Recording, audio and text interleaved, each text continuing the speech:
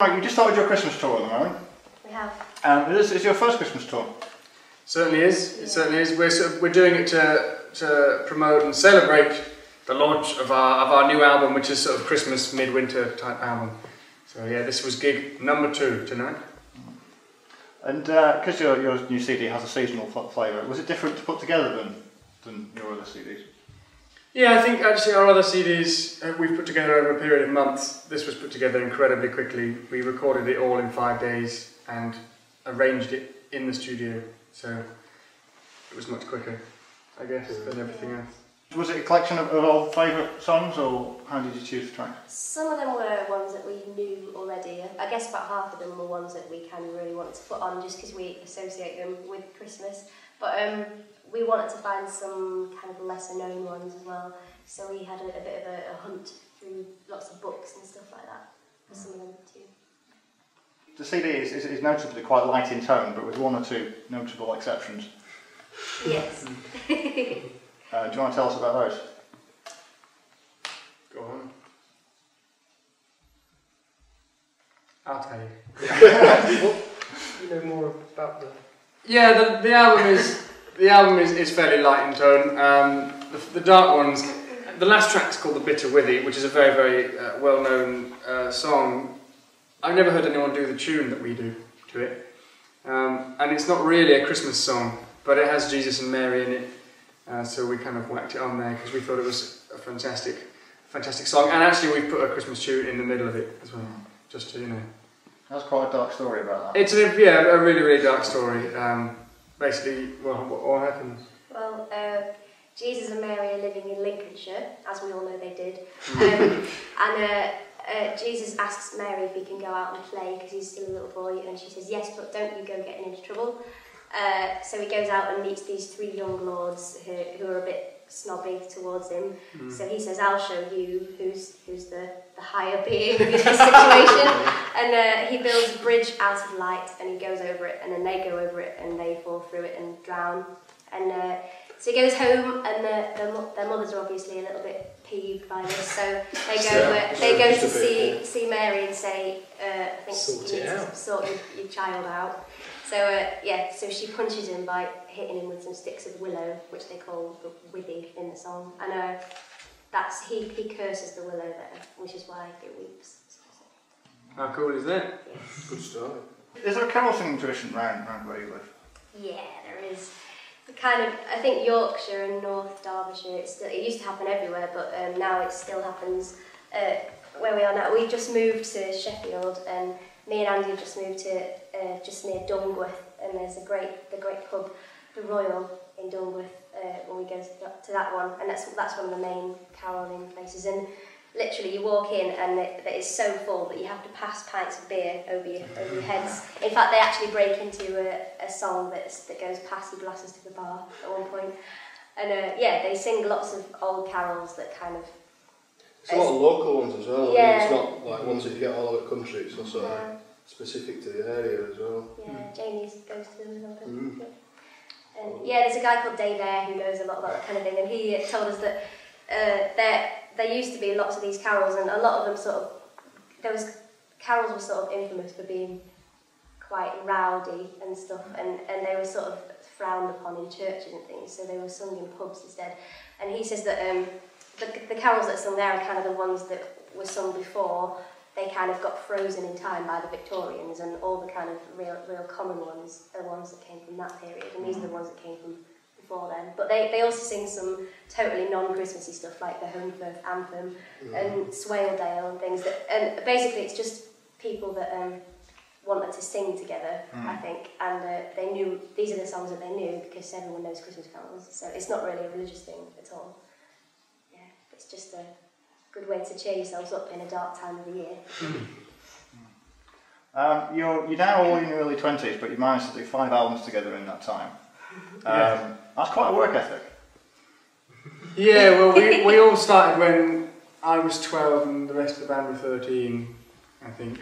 This was before Jamie joined the band. We used to have a guitarist called Chris, and we made an album called Not to Scale in 2003. So actually we were a bit older, but the band started when we were 12 and 13. The album I think I was 13 or 14. Anyway, and then we sort of made one in 2003, 2004, 2006. To the Ground was in 2008, and Lighten the Dark was 2009. And actually I think we've come on quite a lot. We started out as it was just nice because we met up in our spare time and played music together, and it's kind of, after we left school and did uni and stuff, well, some of us did university, it's just become our job. We never set out for it to be our job, I think, but yeah, we've just been playing for so long, the albums just sort of happened, you know, just because we've been playing together for 8 years. So 5 albums in 8 years isn't that many, is it? So how do you feel now looking back at Not to Scale? Well, we've stopped printing it, which might Yeah, it's not available. If I may, I think it's a beautiful record of the sound you inevitably get when you put a bunch of young teenagers in a room and tell them how, you know, learn how to make a record and learn how to play with other people. Yeah. And in that sense, it's a fascinating thing to listen to. But you'll have to try quite hard to lay your hands on a copy nowadays. Mm. So consider yourselves lucky, those 1,000 people out there. Or unlucky. Do you still feel nervous before you go out on a gig?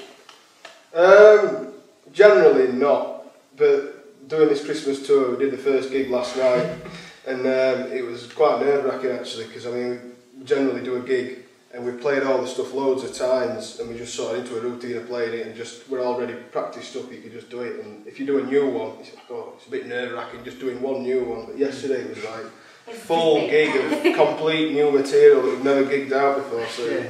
I think that one was a bit nerve-wracking. But there's one or two of the bigger gigs where I still get a bit nervous, or if there's certain people in the audience. You think, if there's something new about it, be it new material or a kind of new level, be it, you know, a big place you've never been before, or something like that will kind of upset your usual level of comfort with it. I think often if you're on the same bill as certain people as well, it's a bit nerve-wracking if you're opening for somebody who's quite big or whatever. When Jamie first joined the band, I think the third gig we did was properly, wasn't it? Like 15,000 people opening the festival. Yeah, and drop them in the deep end. Yeah, we came off stage and I don't know who it was said to Jamie, "Oh, what was it like then playing in front of all those people?" And he says, "Oh, I don't know, I didn't look up." I can't see them, they can't see me. But sometimes, are you so involved in your bit that have you ever forgotten where you are at in the song? Yeah, I think there's times when you sort of drift into your own little land and sort of mental blocks as well. You know, like a completely simple part, you just have a mind block and think, oh, what chord is it? What am I doing?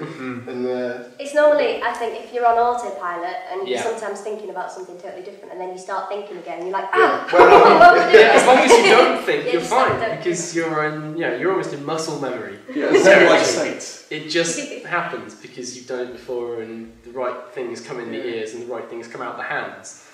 But if you suddenly snap back into going, which verse are we in? I think that's why actually these Christmas gigs have been good, because we're never drifting off, because it's constantly like, my God, we've never done this before. Seat of the Pants playing. Absolutely. Last night was, we actually, before the gig we were like, actually maybe we should not. Bless you. Bless you. Maybe we shouldn't do this Christmas one because we're not quite ready for it, and we should do an old Kerfuffle one. But actually we didn't back out of anything. We just went in head first and did the whole thing. So. Andy, who does the sound for us, we call him Straight Talking Andy, and he was like, "Just do it. Get on with it. You've got to do it at some point." So. Actually, sometimes, especially in the Christmas things, we're not.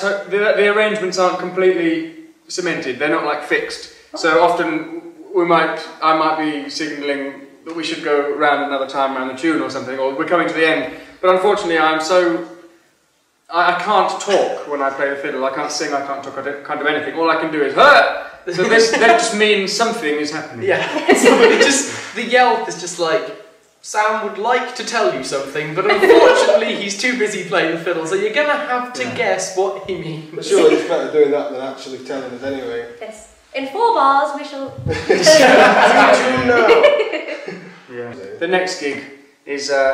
in Derby. It's a fundraiser for the Parkinson's Disease Society, and we're doing a 10-minute slot in the middle of that. The next proper gig is in Barnsley, and where are we going after Barnsley? Barnsley, Loughborough, Thing, Wall, Market Wirral. Bosworth, Leicester, Wickham down south, Oxford, Loudon. loads of places. Chesterfield. Chesterfield. We've got quite a few. I think there's 12 or 13 gigs in total, so it's quite a lot actually. But they're sort of in 3 or 4 day sort of spasms, if you will. So it's quite nice. We'll do 3 gigs break. So it's a nice way of doing it, really.